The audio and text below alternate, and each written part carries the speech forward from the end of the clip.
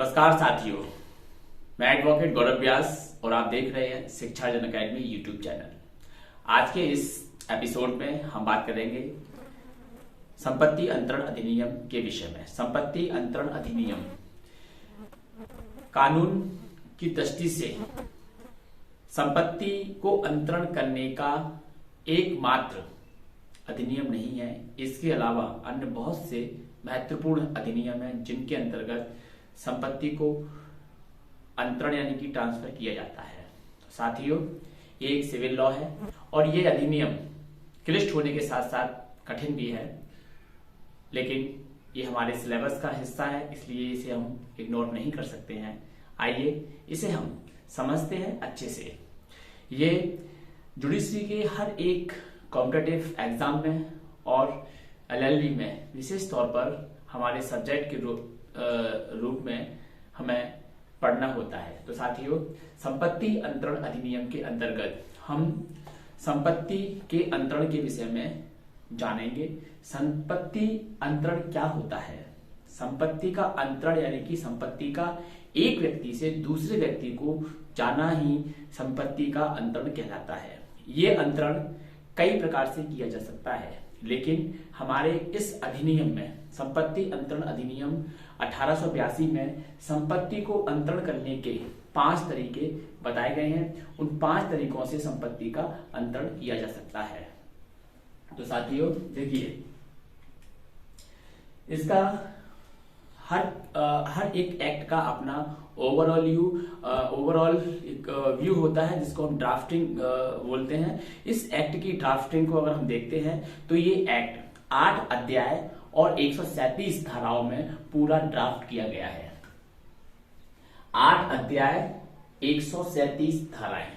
फिर हम इसमें से one by one, step by step एक एक सेक्शन को कवर करेंगे।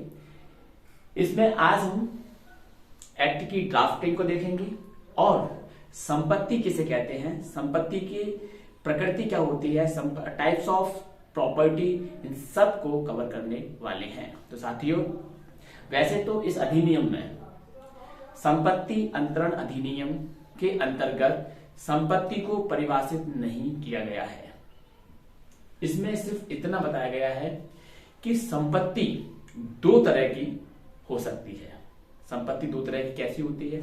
एक होती है चल संपत्ति, दूसरी होती है अचल संपत्ति। चल संपत्ति वह संपत्ति होती है जिसको हम एक स्थान से उठा करके दूसरे स्थान पर आसानी से ले जा सकते हैं। ये एक जनरल डेफिनेशन हो गई चल संपत्ति की। लेकिन क्या इसी डेफिनेशन के अंतर्गत हम चल संपत्ति को कवर कर सकते हैं? जी नहीं। वहीं अस्थायी संपत्ति, स्थायी संपत्ति यानी कि इमूवेबल प्रॉपर्टी, जो चल नहीं सकती, जो कि एक स्थान पर ही स्थिर रहती है, उसको हम बोलते हैं स्थायी संपत्ति। साथियों, अब ये जो हमने आपको अभी बताया है, स्थायी संपत्ति और चल संपत्ति, क्या यही संपत्ति की परिभाषा तक सीमित हो सकती है? तो नहीं। न्यायालय ने अपने विनिश्चयों के माध्यम से समय समय पर मूवेबल और इमूवेबल प्रॉपर्टी के नेचर को एकदम क्लियर किया है। साथियों, आज के इस वीडियो लेक्चर में हम मूवेबल और इमूवेबल प्रॉपर्टी का क्लासिफिकेशन देखेंगे और इसका क्लासिफिकेशन देखने के लिए हम कुछ लॉ रूल्स को फॉलो करेंगे। इन लॉ रूल्स के फॉलो करने के कारण हम प्रॉपर्टी को आसानी से समझ सकते हैं।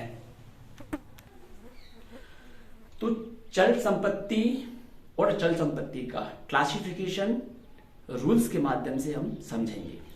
साथियों, एग्जाम में जब ओटी में प्रश्न आता है कि बताइए ये जो अधिकार है, ये जो संपत्ति का नेचर है, उसकी प्रकृति है, ये चल है या अचल है, तो यहां आकर के स्टूडेंट्स को परेशानी का सामना करना पड़ता है। जी हाँ, तो इसी परेशानी को देखते हुए, स्टूडेंट्स की इस परेशानी को देखते हुए हमने आज के इस वीडियो लेक्चर को आपके सामने प्रस्तुत किया है। तो साथियों, आज इस लेक्चर को देखने के बाद चल और अचल संपत्ति के बारे में आपकी परेशानी हमेशा के लिए दूर हो जाएगी।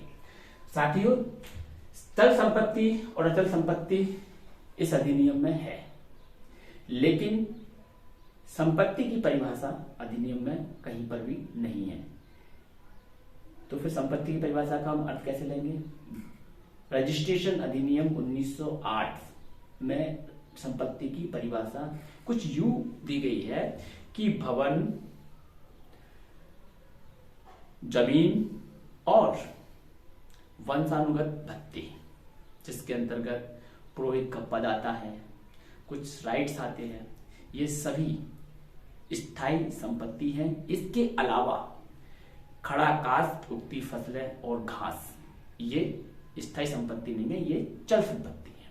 बस इसमें इतना कह करके डेफिनेशंस को समाप्त कर दी गया है। अब एक तरफ तो पॉजिटिव डेफिनेशन है, एक तरफ नेगेटिव डेफिनेशन है। इसमें कुछ नकारात्मक बातें हैं कि ये चीजें स्थायी संपत्ति नहीं है, तो फिर ये चीजें अस्थायी संपत्ति होंगी। और ये भवन, मकान, वंशानुगत भत्ते, ये सभी क्या है? स्थायी संपत्ति है। और भवन, जो भूमि होती है, भूमि से जो फायदे प्राप्त हो सकते हैं, वो भी स्थायी संपत्ति कैटेगरी में आते हैं। तो साथियों, इसी स्थायी और अस्थायी संपत्ति को समझने के लिए हमने एक रूल्स देखा है जिसको बोलते हैं संयोजन का नियम।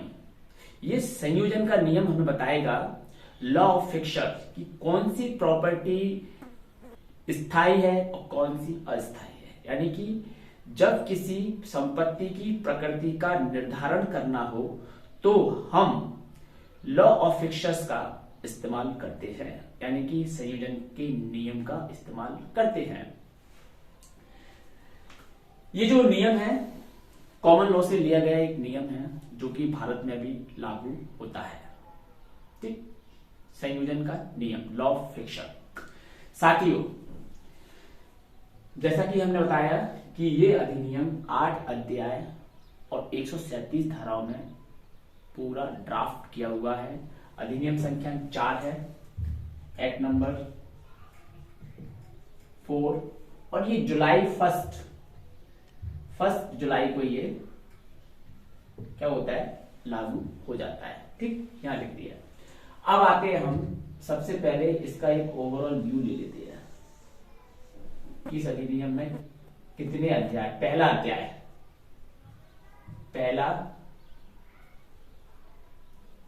इसमें अध्याय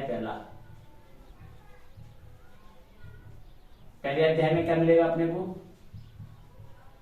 प्रारंभिक, सेक्शन 1 to 4। वही द्वितीय अध्याय, इसमें क्या मिलेगा अपने को? पक्षकारों के कार्य द्वारा संपत्ति का अंतरण।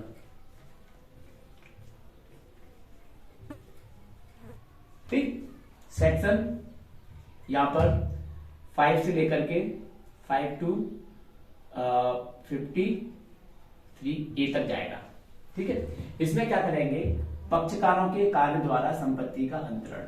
संपत्ति अंतरण अधिनियम में संपत्ति का अंतरण दो तरीके से हो सकता है। पहला, व्यक्तियों के द्वारा व्यक्तियों को अंतरण, दूसरा विधि के द्वारा अंतरण, यानी कि ट्रांसफर बाय लॉ।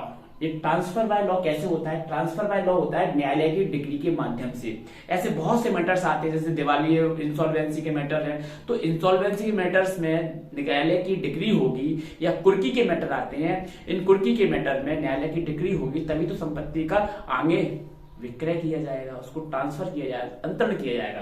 तो एक अंतरण न्यायालय के द्वारा यानी कि विधि के द्वारा, दूसरा अंतरण व्यक्तियों के द्वारा।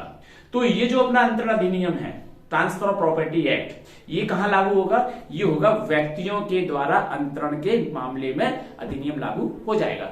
विधि के अंतरण के मामले में ये अधिनियम लागू नहीं होगा।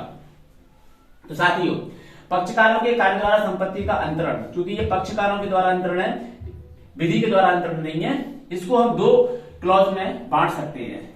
पहला क्लॉज, जंगम और स्थावर दोनों प्रकार की प्रॉपर्टियों पर लागू होता है अंतरण के कुछ प्रोविजंस है। संपत्ति को अंतरण आगे ट्रांसफर किया जा रहा है। जरूरी नहीं है कि संपत्ति क्रय विक्रय के माध्यम से ही ट्रांसफर हो। ऐसे बहुत से मेथड हैं जिनके द्वारा संपत्ति एक व्यक्ति से निकल के दूसरे व्यक्ति में निहित हो जाती है, उसको हम बोलते हैं अंतरण। तो ये अंतरण हमें कहां से मिलेगा? 5 से लेकर के 5 to 37 तक। इंपॉर्टेंट है, यही आपको याद रखना है। एक अध्याय दूसरा है और अध्याय 2 में 2 बातें कही गई हैं। पहली बात ये, फर्स्ट सेकंड, स्थावर संपत्ति का अंतरण। यहां सिर्फ और सिर्फ स्थावर संपत्ति का अंतरण होने जा रहा है। ये होगा सेक्शन 38 to 53A तक। ये जो 38 से लेकर के 53A के जो प्रोविजंस है, 38 to 53A, ये सिर्फ और सिर्फ इमूवेबल प्रॉपर्टी पर ही लागू एप्लीकेबल होने वाले प्रोविजंस हैं। यहां ध्यान रखना, यहां संपत्ति का क्रय विक्रय नहीं हो रहा है। यह संपत्ति एक माध्यम से, किसी भी माध्यम से एक व्यक्ति के से निकल करके दूसरे व्यक्ति में जा रही है, इसको बोलते हैं अंतरण। अब आते हैं हम तीसरा अध्याय, अध्याय 3 बताता है स्थावर संपत्ति के अंतरण के विषय में। स्थावर संपत्ति के, अब ये स्थावर संपत्ति का अंतरण यहां हो रहा है, वो किस माध्यम से हो रहा है? ये हो रहा है क्रय और विक्रय के माध्यम से। जैसे हम प्रॉपर्टी खरीदते बेचते हैं ना, ये वो प्रोविजंस लागू होने जा रहे हैं। संपत्ति के क्रय और विक्रय के प्रोविजंस आपको यहां मिल जाएंगे। Section 54 to section 57। ये 4 सेक्शन 54, 55, 56, 57, ये 4 सेक्शन में आपको क्रय विक्रय संपत्ति का देखने को मिलेगा। ठीक है, इसके बाद हम आते हैं अध्याय 4 पर। अध्याय 4 क्या बताता है? अध्याय 4 बताता है बंधक और भार के विषय में। आपको आगे पढ़ने को मिलेगा बंधक और भार क्या है। सेक्शन 58 to 104, इसमें आपको बंधक और भार के विषय में एक प्रॉपर्टी को, बंधक क्या होता है? प्रॉपर्टी के यूज करने का तरीका। देखिए, जो चल संपत्ति होती है ना, उसको हम गिरवी रखते हैं, ठीक है। वही अचल संपत्ति जो होती है, जिसे हम दूसरे के पास रखते हैं, उसको बंधक बोलते हैं। इस प्रॉपर्टी को बांध दिया है, किसी दूसरे के कुछ इंटरेस्ट, कुछ राइट्स उसमें अब क्रिएट हो गए हैं। तो साथियों, बंधक और भार के विषय में 58 to 104। अब आके हम अध्याय 5। अध्याय 5 बताता है पट्टे के विषय में। पट्टे के विषय में सेक्शन 105 to 117। छठवां अध्याय आएगा इसका, अध्याय 6, विनिमय।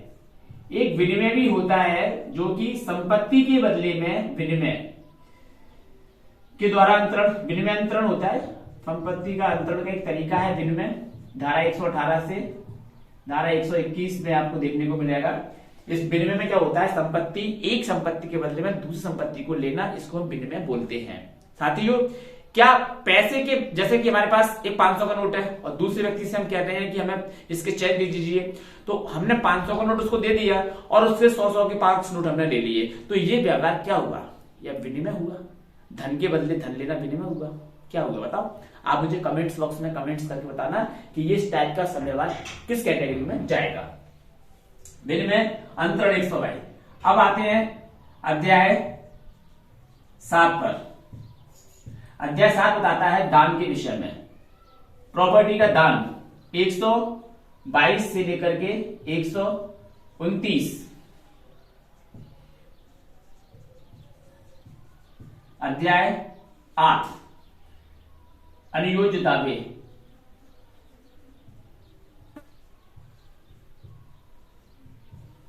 Section 130 to 137।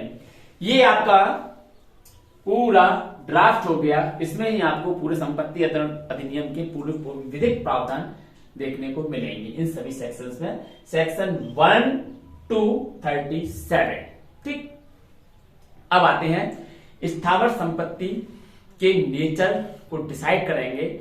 स्थावर या जंगम संपत्ति के नेचर को डिसाइड कैसे करते हैं, कैसे हम पता करेंगे कि ये संपत्ति स्थावर है या जंगम है। ठीक है, तो इसके लिए साथियों सबसे पहले हम क्या पता करेंगे, संपत्ति की प्रकृति को जांचने के लिए हम क्या करेंगे, एक रूल्स फॉलो करेंगे लॉ का, जिसको हम बोलते हैं संयोजन का नियम। ये संयोजन का नियम क्या होता है, किसी संपत्ति की प्रकृति को निर्धारित करने के लिए जिस नियम का प्रयोग किया जाता है उस नियम को हम नियोजन का सिद्धांत या नियोजन का नियम कह के पुकारते हैं। इसका संयोजन के नियम यानी कि लॉ ऑफ फिक्सचर्स, स्थावर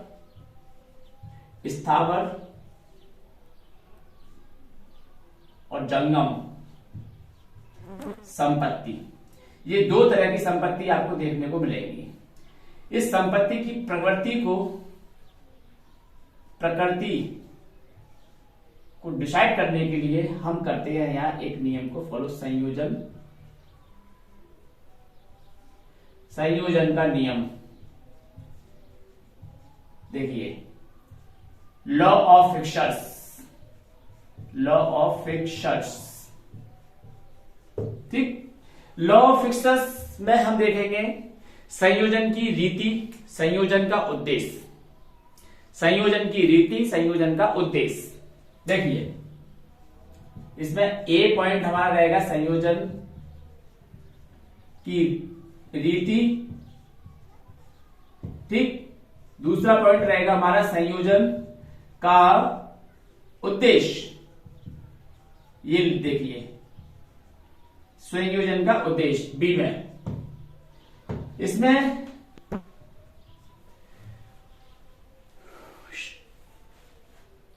देखिए, ये तो हम सब जानते हैं कि मकान, भवन और जमीन, सामान्य व्यक्ति से भी पूछोगे तो बता देगा ये स्थायी संपत्ति है। ठीक है, अब चूंकि भूमि से संबंधित कुछ अधिकार हमारे रहते हैं, क्या इन अधिकारों को हम स्थायी संपत्ति कहेंगे या अस्थायी संपत्ति? भूमि से प्राप्त होने वाले लाभ या फायदे ये क्या है, यहां आम व्यक्ति नहीं बता सकता। इसके लिए जरूरत पड़ेगी हमें अपनी कानून के उपबंधों की विशेष जानकारी। तो कानून के उपबंधों की विशेष जानकारी हमें होगी, तभी हम बता सकते हैं कि ये प्रॉपर्टी किस टाइप की है। साथियों, खड़ा कास्ट, उगती फसलें और घास, क्या यही जंगम संपत्ति की अकेली डेफिनेशंस को कवर कर सकते हैं? नहीं कर सकते। ऐसे बहुत से ऑब्जेक्ट आएंगे, ऐसे बहुत से आर्टिकल्स आएंगे, ऐसे बहुत से राइट्स आएंगे जिनको हम ये कह सकते हैं कि ये भी चल संपत्ति के अंतर्गत हो सकते हैं और अचल संपत्ति के अंतर्गत भी हो सकते हैं। जैसे कि एक वृक्ष, आम का वृक्ष भी है, एक साइड एक फलदार वृक्ष है आम का, दूसरी साइड वृक्ष है इमारती लकड़ी, जिसको हम कास्ट बोलते हैं। जो इमारती लकड़ी के वृक्ष होते हैं उनको हम प्राय कास्ट कह करके संबोधित करते हैं, क्योंकि उनका प्रयोग कास्ट के तौर पर ही होता है। ठीक है, फलदार वृक्ष में आम, अमरूद, पपीता और आपका कटहल वगैरह ये सब आते हैं। ठीक है, ये भी जमीन में रूटेड है। एक साइड खड़ा कास्ट है जो कि शीशम है, नीम है, ये भी जमीन में रूटेड है। दोनों ही रूटेड है, दोनों ही सामने से देखने पर ऐसा लगता है कि स्थावर संपत्ति है, लेकिन इसमें से दोनों स्थावर संपत्ति नहीं है। अब कैसे इसको जानते हैं कि स्थावर संपत्ति किसे कहेंगे? तो यहां हमारा ये नियम लागू हो जाएगा, संयोजन का उद्देश्य। कि जो चीज वहां खड़ी हुई है, भूमि पर रूटेड है, भूमि से संलग्न है, भूमि में धसी हुई है, लेकिन फिर भी वो स्थावर संपत्ति की कैटेगरी में नहीं जा रही है। तो यहाँ उद्देश्य देखना होगा कि जो संपत्ति है, जो वो आर्टिकल है, जो उसमें भूमि में गड़ा हुआ है, खड़ा हुआ है, उसका उद्देश्य क्या है। उसका उद्देश्य अगर स्थायी तौर पर जमीन में खड़ा होने का है तो वह स्थावर संपत्ति के अंतर्गत आ सकता है। यदि उसका उद्देश्य स्थावर संपत्ति में खड़े होने का नहीं है, या उसका जो रीति है, जो मोड ऑफ एनेक्सेशन है, उसका उपयोग करने का तरीका क्या है, तो जो काष्ठ का पेड़ है, काष्ठ का पेड़ हमेशा जमीन से कटने के बाद ही उसका उपयोग संभव हो सकता है। शीशम का पेड़ जब कटेगा तभी वो इमारत के काम आएगा। तो यहां पर उसका उपयोग कटने के बाद होने के कारण वह चल संपत्ति ही माना जाएगा। वहीं आम का वृक्ष या अमरूद का वृक्ष, उसका उद्देश्य, उसका ऑब्जेक्ट खड़े रह करके फल देने का है और उससे तभी लाभ या फायदा प्राप्त किया जा सकता है। तो इस कैटेगरी में होने के कारण अमरूद और आम के वृक्ष स्थायी संपत्ति के अंतर्गत आ सकते हैं। ठीक है। ऐसे ही फसलें होती हैं, फसलें जमीन में उगती हैं, तो क्या हम फसलों को स्थायी संपत्ति कह सकते हैं? जी नहीं, क्योंकि फसल जमीन से कटने के बाद ही फसल की उपयोगिता सिद्ध हो सकती है। इसलिए फसल का जो उद्देश्य है वह कटने के बाद फसलें यानी कि थ्रेशिंग होने के बाद उसका जो अन्न मिलेगा तभी उसका उपयोग हो पाएगा। इसलिए उसके उपयोग को ध्यान में रखते हुए फसल को हमने क्या बोला? चल संपत्ति बोला, मूवेबल प्रॉपर्टी बोला। ठीक है। और अधिक उदाहरण से हम इसको और अच्छे से क्लियर करते हैं मूवेबल और इमूवेबल प्रॉपर्टी को। देखिए, संयोजन की रीति ये हमें बताती है किसी संपत्ति की प्रकृति को निर्धारित करने के ये दो मापदंड आपके सामने प्रस्तुत हैं। पहला संयोजन की रीति। देखिए, इसके लिए हम आपको एक दृष्टांत बताते हैं। उस दृष्टांत के माध्यम से आप समझ पाएंगे कि कैसे एक संपत्ति एक समय में स्थावर हो सकती है और दूसरे समय में वही संपत्ति चल भी हो सकती है। देखिए, इस पर एक फर्स्ट एग्जाम्पल है हॉलेट वर्सेस हडसन 1872 का। हॉलेट वर्सेस हडसन, इसमें बताया गया है कि एक मिल है, उस मिल में फर्श पर कुछ करघे कील ठोक करके लगाए गए हैं।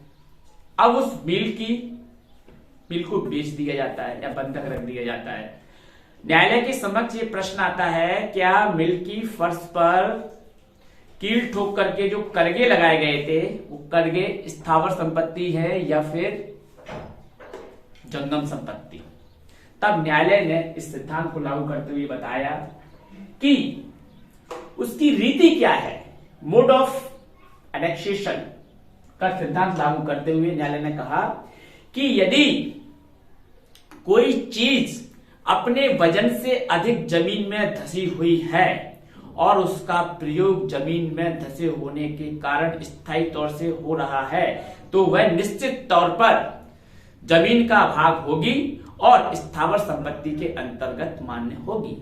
ये हॉलेट वर्सेस हडसन के केस में माननीय न्यायाधिपति महोदय का जजमेंट था और इसी जजमेंट को हमारे विधि जगत में भी अपनाया जाता है। भारत में भी इस नियम को लागू किया जाता है।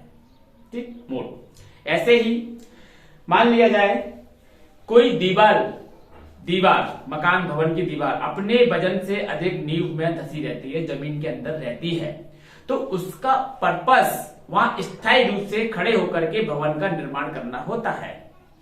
तो इस कारण से वह स्थायी संपत्ति हो सकती है, क्योंकि दीवार ईंटों से बनी हुई है।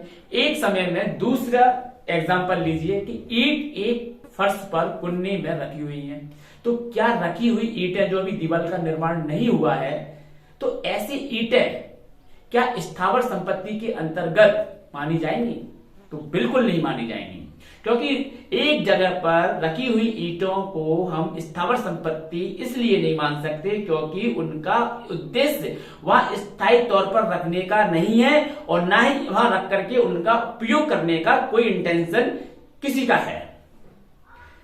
तो ईंट अगर ग्राउंड में रखी हुई हैं तो वह चल संपत्ति की कैटेगरी में आएंगी, और यदि ईंटें वही उस ग्राउंड से उठ करके दीवार में लगा दी गई हैं तो फिर वह अचल संपत्ति की कैटेगरी में आ जाएगी। ये रीति क्या है उस पर डिपेंड करती है, संयोजन की रीति।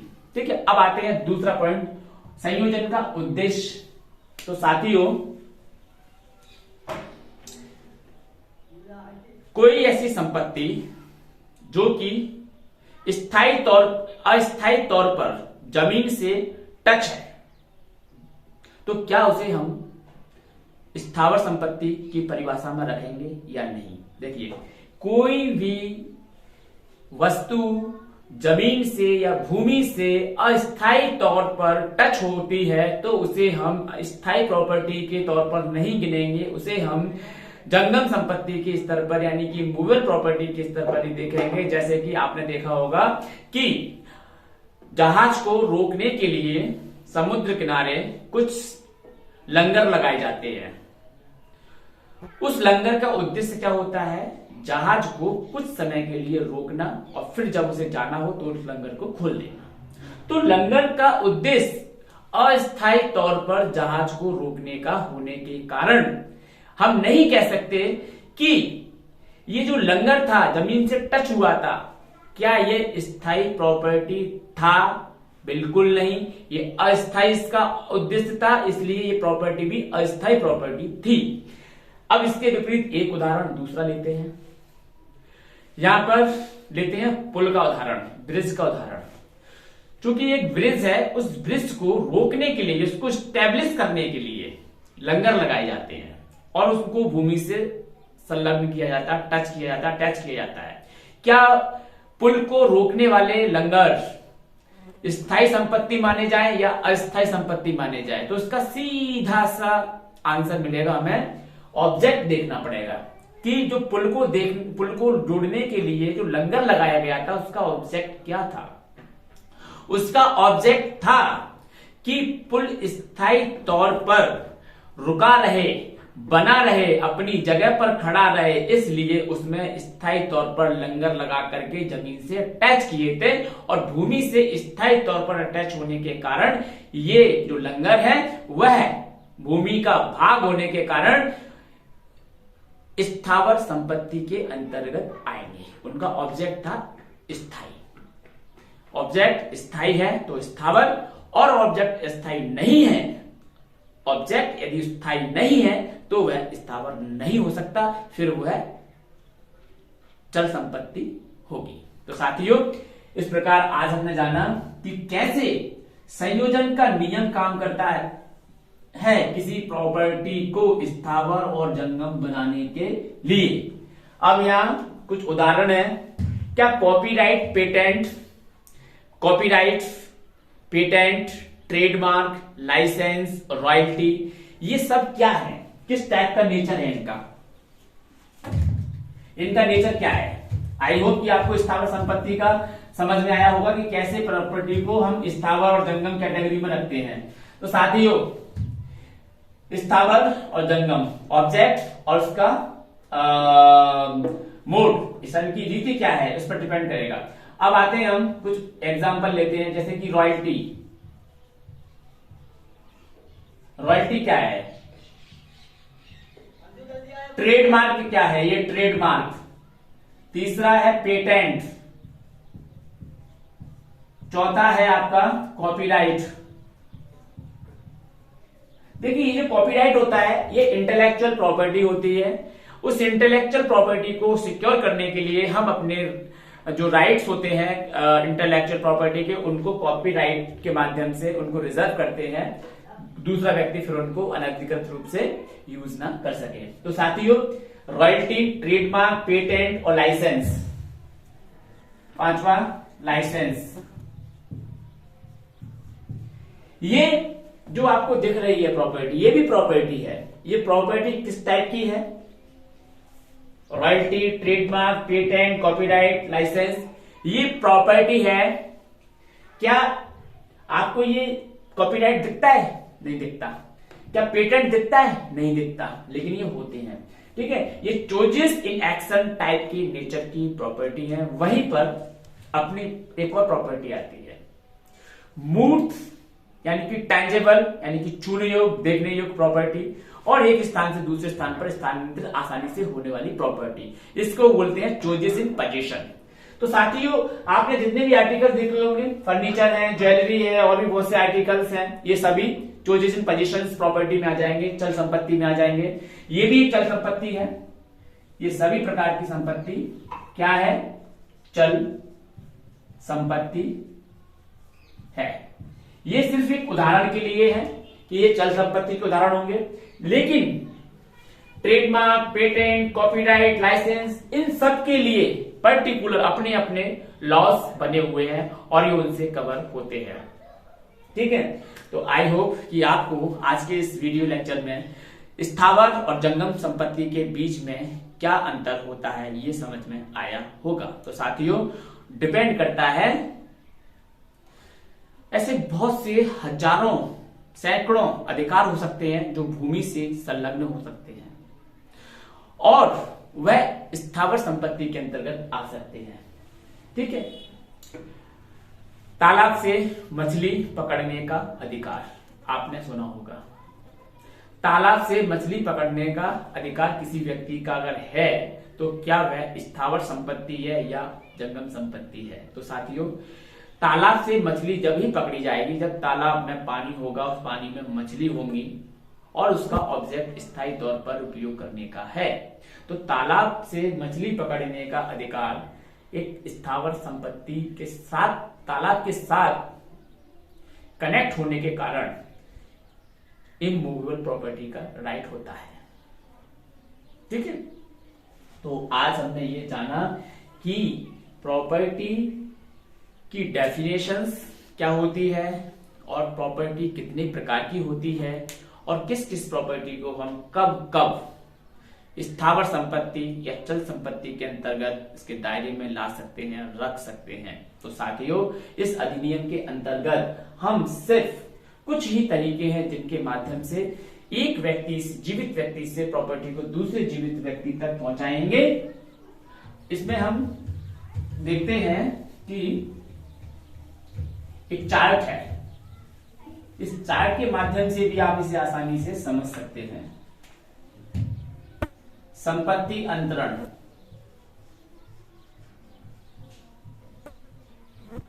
देखिए संपत्ति अंतरण दो तरीके से होती है। एक होती है व्यक्तियों के द्वारा,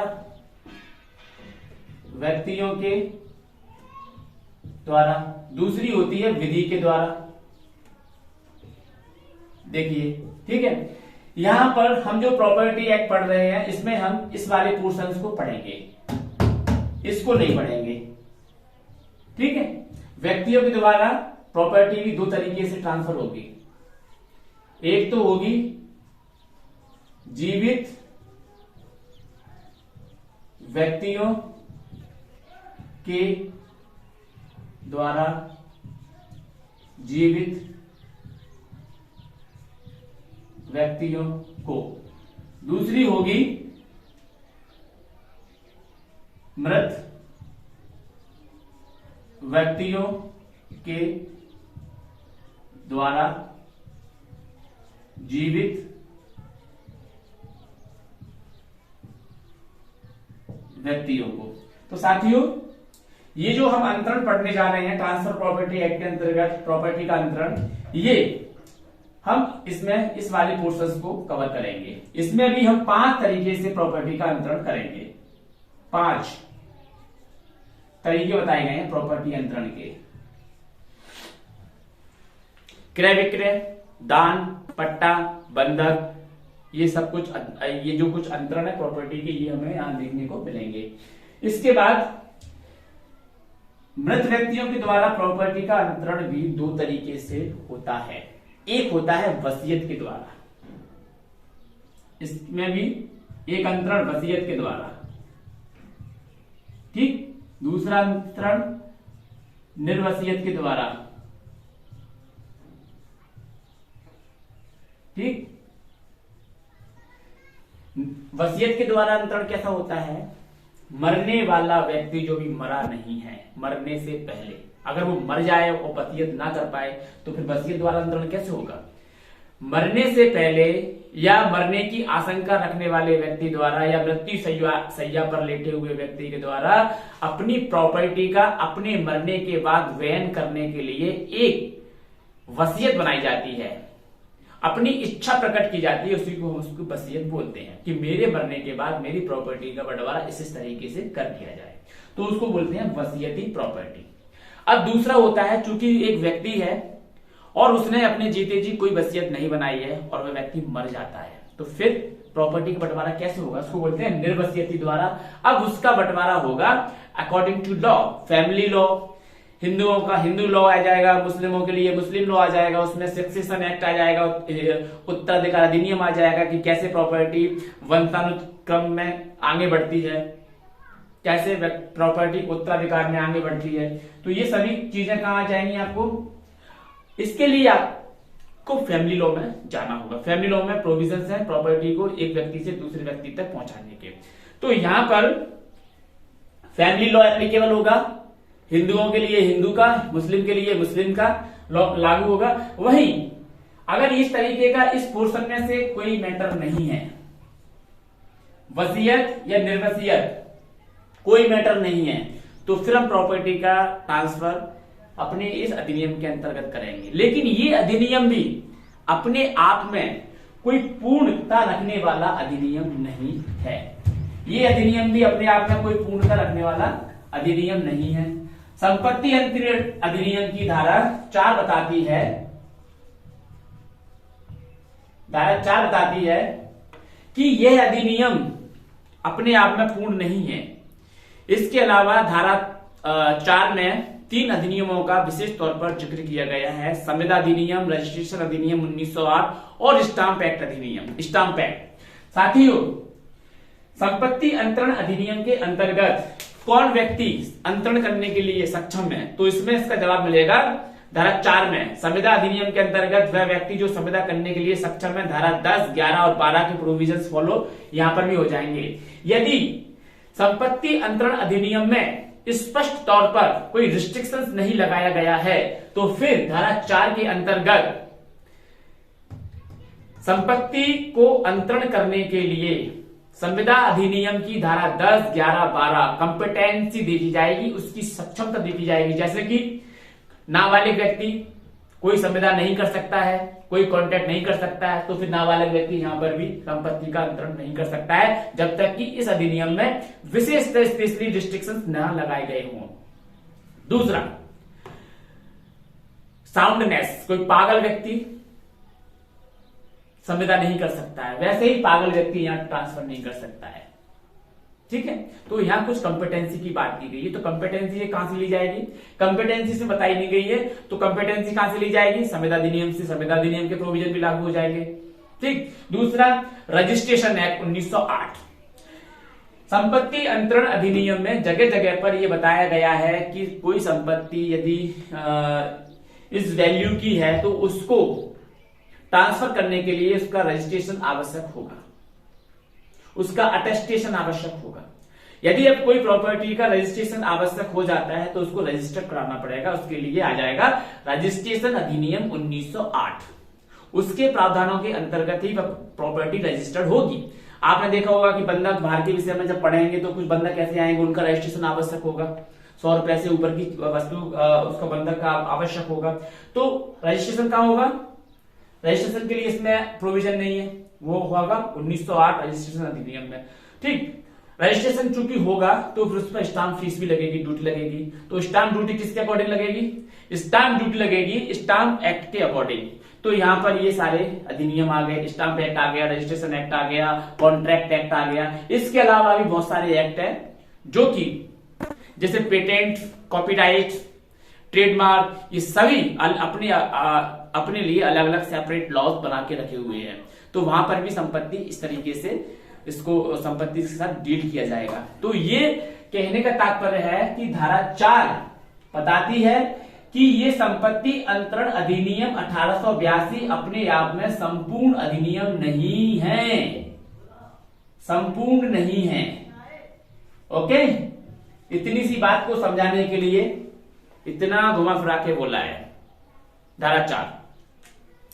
आई होप कि आपको आज का ये वीडियो लेक्चर समझ में आया होगा, और यदि आपको ये लेक्चर अच्छा लगे तो हमें कमेंट्स बॉक्स में जाकर के बताएं, अपना अनुभव बताएं कि आपको इस लेक्चर के माध्यम से क्या मिला, क्या समझ में आया, और आपका ही मोटिवेशन, आपके द्वारा दिया गया फीडबैक ही हमें आगे और अच्छे अच्छे वीडियो बनाने के लिए प्रेरित करता रहेगा। इसी उम्मीद के साथ मैं आज आपसे विदा लेता हूं।